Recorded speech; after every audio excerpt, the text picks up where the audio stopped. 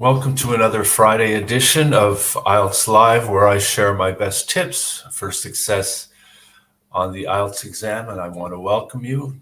If you're watching live or on the replay, be sure to leave your comments and questions, and I'll be able to answer you. And don't hesitate to reach out and contact me if you have any questions about the IELTS exam, or if there's some way that I can help you further. So today I want to talk about how you can maximize your practice for the IELTS exam. And practice is what makes perfect. And practice is so important for your preparation. And I just want to start by sharing something that's a common mistake when it comes to the IELTS exam. And that is that you can actually study for the IELTS exam. The IELTS exam is not about studying. It's not about memorizing. It's not about learning special phrases or special vocabulary. It's all about practicing the skills that you need for success in every section and every type of question that you'll face on test day. So let's get started. And I want to share with you my 5 best tips to maximize your practice and to make the most of your practice time. And the 5 things that I'm going to share with you today are how to start with a full practice test and then identify your weaknesses, how you can focus on improving your skills, improve your time management, and how you can use the best resources to make sure your practice is effective. So let's just start with tip number 1. I suggest that at the very beginning of your IELTS preparation, you start with a full practice test. Whether you've done any practicing, if you're no matter how familiar you are with the test, how much preparation you've done, start off with a full practice test. And I have a couple of reasons for recommending this.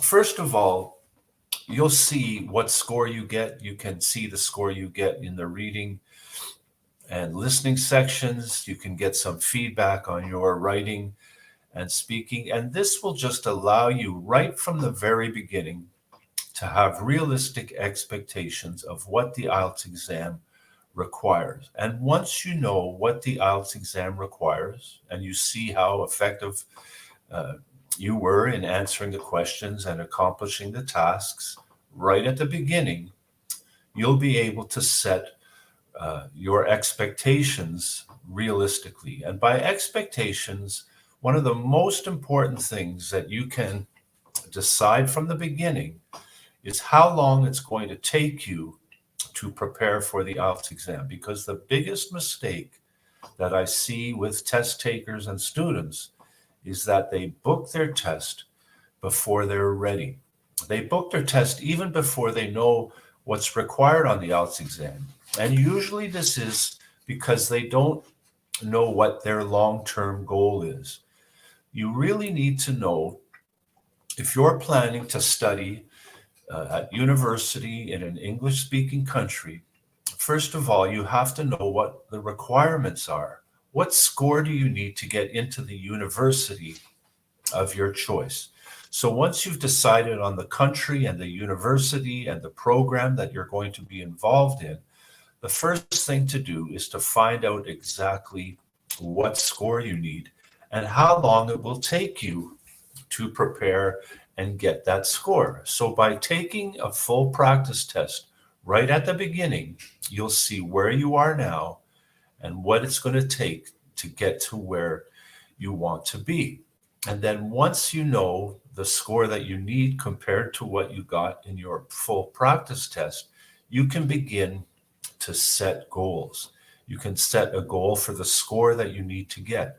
So if you need to get a 6.5 overall average with a minimum of 6 in each section, which is the standard for most Canadian universities and universities in other countries, you can set a realistic goal of getting a 6.5 or 7. You don't have to set a goal of reaching a band score of 9. There's no university in the world that requires a band 9 for entrance. And then once you know the score that you need to get, you can start to think about how long it will take you to be able to reach that goal. And on average, if your English is at a high enough ability, that high intermediate to advanced level, you can expect to take anywhere from 8 to 12 weeks to become well versed and well skilled in what it takes for the IELTS exam. So there's no replacing the fact that it is an English proficiency exam, but just because your English is good enough doesn't mean your IELTS skills are good enough. And this does take time. So expect to take at least 8 to 12 weeks to develop just the skills for the IELTS exam, because while you're being tested on your English proficiency, you're also being tested on your ability to do the IELTS exam. So know exactly what's required, what it takes, what's involved in the IELTS exam by starting with a full practice test. And then once you've completed that full practice test, you have enough information to continue. And that brings us to step number 2. And this is where you'll want to identify your weaknesses. What are the things that are stopping you from getting a high score? What are the skills that you need to improve? And I just want to give you a picture of why identifying weaknesses is so important. And it's the picture of this bucket. You know, this is a great bucket. It can hold a lot of water. It's strong. It's capable of having a large capacity to hold water. But the problem is there's a few holes in it. And these few holes in the bucket are stopping it from holding as much water as it could. Now, your English may be very strong. You may have a large capacity when it comes to English, and your IELTS skills may even be good enough to get a high score. But the problem is there's a few holes. And if you can plug these holes, if you can identify and see these holes as the weaknesses in your IELTS skills, if you can identify where these holes are, where these weaknesses are, and what they are, if you work on these weaknesses and plug these holes, so to speak, you will improve the fastest. This is how to improve your score the fastest, is to identify the weaknesses and really focus in on what your weaknesses are. If you want to improve quickly, this is the way to do it. And this leads to tip number 3. Focus on improving your skills in these areas. This is where you really want to put your focus. And I'm going to just tell you what to do when you've discovered the weaknesses, the mistakes that you make most commonly, and how you can fix them. So first of all, discover the mistakes that you're making. When you're doing the listening test, look at the mistakes that you made, the answers that you weren't able to get, and the same with reading. When you get feedback and identify the mistakes in your writing and speaking, you want to focus on these. And then you want to decide what types of mistakes are they. And there's going to be, there's 2 types of mistakes that will stop you from getting the score you need. First of all, there's English language mistakes in vocabulary and grammar, and how you write your essays, how you speak in the speaking test. If you are dealing with English language mistakes, you need to realize from day 1 that these are the types of mistakes that take the longest to improve. It takes months and years to perfect the English language, and there's no replacing that. Improving your English is a long-term scenario. So if you identify that you're making mostly English mistakes, it may be time to put your IELTS practice on hold and focus on improving your English and taking English lessons and doing whatever it takes to improve your English. And that may take longer than you expected. But if you're noticing that the mistakes you're making are IELTS mistakes, you don't understand the type of question, you're not focused, you don't understand the strategy to deal with that question type, or maybe you're having struggles with how to structure your essays or how to uh, focus your answers for IELTS speaking. If they are IELTS mistakes, these are the things that you can learn quite quickly. You can learn strategies for questions. You can learn strategies for different sections of the IELTS exam. And there are plenty of resources to help you. And one that I'll recommend to you right now is to subscribe to my YouTube channel, where I have videos about every section of the IELTS exam, every question type, strategies, even things to help you with your confidence and your courage when it comes to facing test day.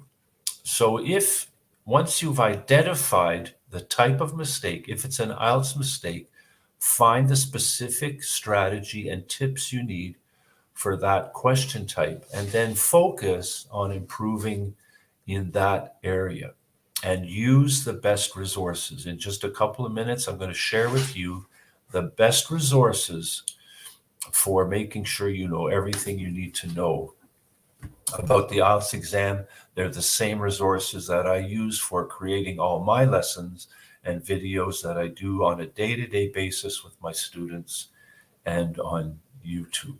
And that leads to tip number 4. It comes down to time management. You need to improve your time management for the IELTS exam, because the IELTS exam is a time-based test. You have a limited amount of time for each section, and you need to know how to use time to the best advantage. But there is something that you can do when it comes to time management and improving your score for the IELTS exam. And the first thing, and it's going to sound contrary, is not to worry about time at all. Your first step in improving your score and getting the answers you need in listening and writing and improving your reading and improving your writing and speaking is, first of all, increase your skill without worrying about time. So if you're doing listening practice, don't worry about just listening to the recording once. If you need to listen to the recording 2 or even 3 times at the beginning to get the score you need, listen to it 2 or 3 times until you can get all the answers correct. And then you can even read the transcripts from the listening tests. But first of all, without any worry about time or how many times you listen to the recording, and the same is true for the reading section, don't worry about limiting yourself to the 1 hour. Just focus on increasing your skill and getting the answers you need. Writing a good essay, even if it takes you an hour and a half at the beginning, make sure that you learn the skills to write effectively. So when it comes to time management at the beginning of your practice, don't worry about time. Just worry and focus on increasing your skills. Once you have your skills to the point where you can get the score you need, then focus on decreasing the time until you can do it in the same time framework that you'll have on test day. Increase your skills and then decrease the time. And this is why it may take you a little longer to prepare for the IELTS exam than you expected. Because at first, it's all about getting the skills you need, regardless of how long it takes, and then work on decreasing your time until you can do it in the same amount of time that you know that you'll be given on test day. And then my final tip is to use the best resources. And there are 3 resources that are the official IELTS test materials. And those are Cambridge, British Council, and IDP. These are the organizations that have developed the test and administer the test. When you go to book your test for your test day, you'll do it through British Council or IDP. Cambridge is the organization that has developed the actual content of the tests, and they have a series of books. I believe they're at book number 17 now. And if you use any books starting at book 5, the first 5 books, the exam was a little different than it has been over the last few years. But if any books from 5 and up to 17 will be very useful in helping you prepare for the IELTS exam. And when you go to do that first practice test that I mentioned in tip number 1, make sure that it comes from Cambridge, British Council, or IDP, because these websites use official IELTS material. All the practice tests and practice questions that you do from these websites have been used in previous IELTS exams and are the best predictor of what you'll face on test day. All the material that I offer in my videos and in my lessons comes from one of these 3 official websites. And I've included links in the comments to this lesson for each of these three sites where you can get your official material. And I really recommend it. You know, unfortunately, there are, even though there are millions of videos about the IELTS exam on YouTube and in other places, unfortunately, about 90% of them are useless. They're garbage. They give you false information.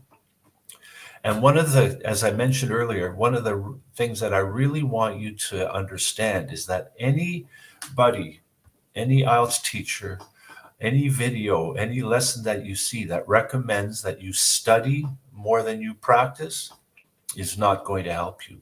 Any video that recommends that you study and memorize phrases to answer questions in speaking is not going to help you. Any video or lesson platform that suggests that you learn and memorize templates for your writing essays is not going to help you. Anyone that suggests that you need to memorize special academic or fancy words and extra vocabulary is not going to help you. Because these are all about studying and memorizing, and that's not what you're going to be tested on.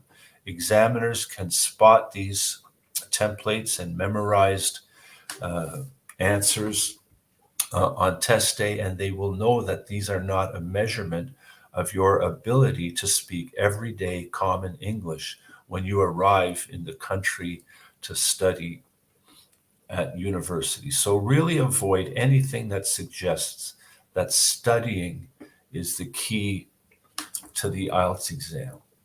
And I just want to leave you with one bonus tip that I think will be really helpful to you, because it's when to hire a tutor, when to hire a teacher, because you're going to spend money if you hire a teacher or take a course.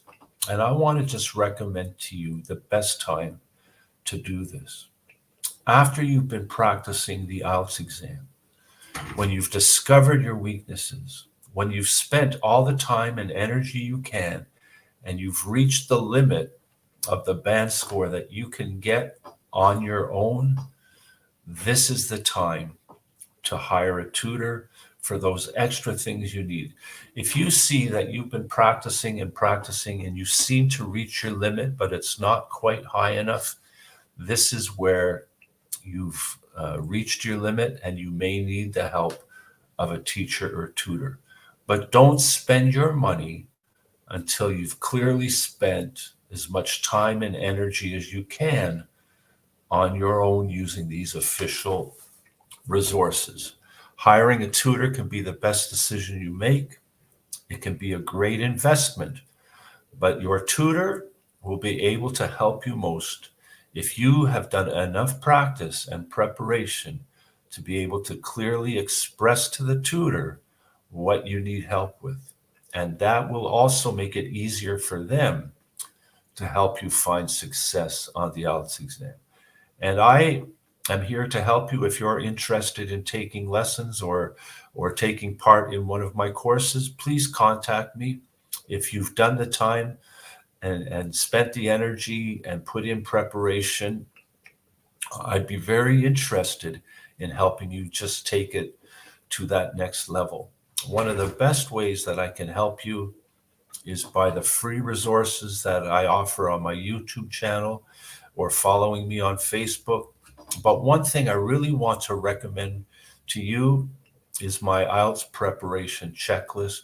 This is a free resource that I've created. I'd like to give it to you.